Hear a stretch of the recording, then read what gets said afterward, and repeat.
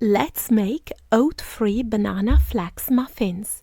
The recipe is in the description box below. Preheat your oven to 180 degrees Celsius or 350 degrees Fahrenheit and line a muffin tin with paper cases. In a small bowl, mix the ground flaxseed with the warm water.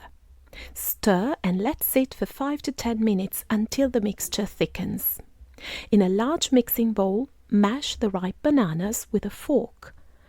Add the flax mixture, melted coconut oil, vanilla extract, and optional maple syrup. Stir well. Add the almond flour or sunflower seed flour, tapioca flour, baking powder, baking soda, cinnamon, nutmeg, and salt. Mix gently until the ingredients are just combined.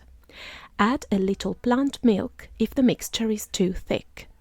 Divide the batter evenly among the muffin cups, filling each about 3/4 of the way. Bake for 20 to 25 minutes until a toothpick inserted into the center comes out clean. Let cool for 10 minutes before removing from the tin.